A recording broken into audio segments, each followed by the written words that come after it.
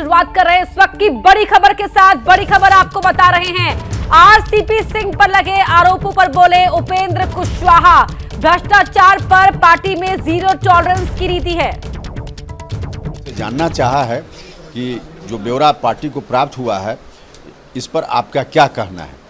Party इसलिए notice party की ओर से उनको दिया गया है। सवाल ये उठ रहा है कि उन्होंने जो ज़मीन की खरीद की, जो आरोप लगा है, जो पत्र में जारी किया गया है कि 40 बीघा ज़मीन उन्होंने ख़रीदा है। पत्नी, दोनों बेटियां, जो एक बेटी आईपीएस है, सहरसा में एसपी है, उनके नाम पर, और एक लता। तो ये सारा कुछ 2013 के बाद का है। और ये भी आरोप लगाया कि एफिडेविट में भी इसका जिक्र नहीं है। निश्चित रूप से एफिडेविट में जिक्र नहीं है और सच्चाई है तो ये तो इलेक्शन कमीशन का मामला बनता है। इलेक्शन कमीशन इन चीज़ों को उनको देखना चाहिए। और बाकी सब लोगों को मालूम है कि हमारे मुख्यमंत्री जी, हमारी सरकार जीरो टॉलरेंस की नीति पर चलती है। अब इस परिस्थिति में सरकार से संबंधित ही कोई व्यक्ति पर यह आरोप लगता है तो स्वाभाविक रूप से बहुत ही गंभीर मामला है और उनको जल्दी से जल्दी इस बात पर क्या कहना है बताना चाहिए।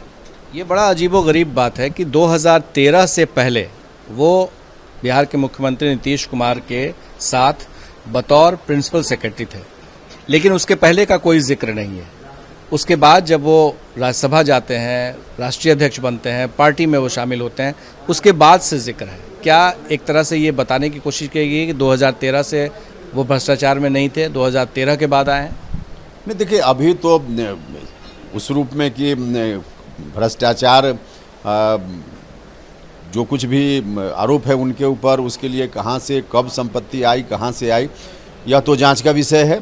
लेकिन इतना सब लोगों को मालूम है कि मुख्यमंत्री जी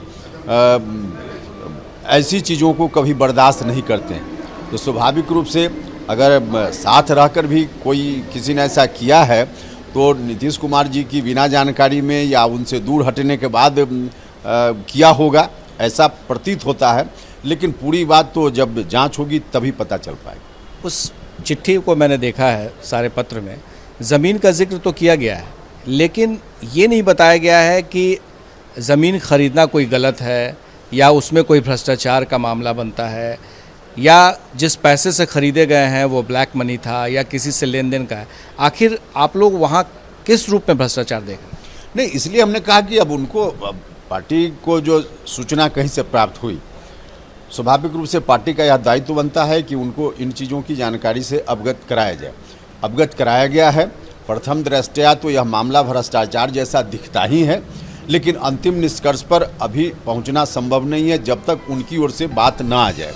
तो इस बात का इंतजार हम लोग करेंगे कि उनकी ओर से बात आ जाए। लेकिन आप सत्ता में हैं, आपके पास एजेंसीज़ है, प्रशासन है, पुलिस है, केंद्र की भी एजेंसीज़ हैं, ईडी है, सीबीआई है, सीआईडी है, और भी जो एजेंसीज इसकी जांच कर सकती है वो भी कर सकते हैं। तो आप लोग सीधा एफआईआर क्यों नहीं दर्ज करा रहे हैं या फिर सीधा इस पर कोई कार्रवाई की बात क्यों नहीं कर रहे हैं? देखिए, यह मामला ऐसा है जिसमें 4 दिन 5 दिन विलम्ब से कोई उस तरह की कार्रवाई हो जिसकी आप चर्चा कर रहे हैं तो उसमें कुछ नुकसान नहीं होगा। इसलिए पार्टी का यह प्रथम दायित्व बनता था कि पहले उनको 2-4 दिन का मौका दिया जाए कि उनका क्या कहना है।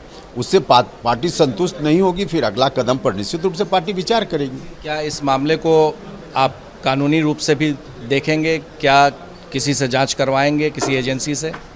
आवश्यकता अनुसार किसी भी एजेंसी से जांच करवाई जा सकती है। ये भी कहा जा रहा है कि उनके सामने में उनके समर्थक बिहार का मुख्यमंत्री कैसा हो, आरसीपी सिंह जैसा हो, ये नारेबाजी हो रही थी। तो बिहार के सीएम रहते हुए नीतीश कुमार के, उसके अलावा कोई पार्टी का नेता इस तरह से समर्थकों से बात करता है और उस पर चुप्पी साध लेता है, तो क्या आपको लगता है कि ये भी खटक रही थी पार्टी को?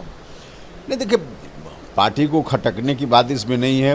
पार्टी ने तो साफ साफ स्पष्ट कर दिया है राष्ट्रीय अध्यक्ष के हवाले से कि कोई भी व्यक्ति जनता दल यूनाइटेड की परिधि में रहकर इस तरह की नारेबाजी नहीं कर सकता है।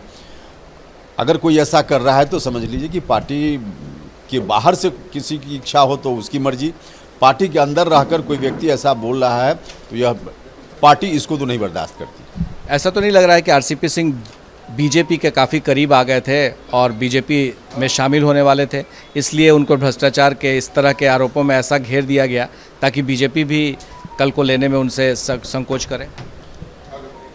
नहीं देखिए, अब यह मामला अभी जो कुछ भी, जब पार्टी को जानकारी में बात आई उसके बाद ही पार्टी कार्रवाई करेगी ना। तो जब सूचना पार्टी को मिली तब से पार्टी एक्टिव है। पार्टी एक्टिव है और ये बात कहाँ तक खत्म होगी ये भी देखना दिलचस्प होगा। हमारे सहयोगी शैलेश के साथ प्रकाश कुमार, एबीपी न्यूज़, पटना। ये हैं शर्मा जी, जो रात का खाना और देश दुनिया की सुर्खियां दोनों लेते हैं सुमित अवस्थी के साथ। अब ये हैं इनके पड़ोसी बनर्जी साहब। मिष्टी दोई खाते खाते पूरा बंगाल जान लेते हैं सुमन दे के साथ। इनकी तरह आप भी देखें अपने फेवरेट न्यूज एंकर को एक ही ऐप पर और डाउनलोड कीजिए एबीपी लाइव ऐप अपने स्मार्ट टीवी पर।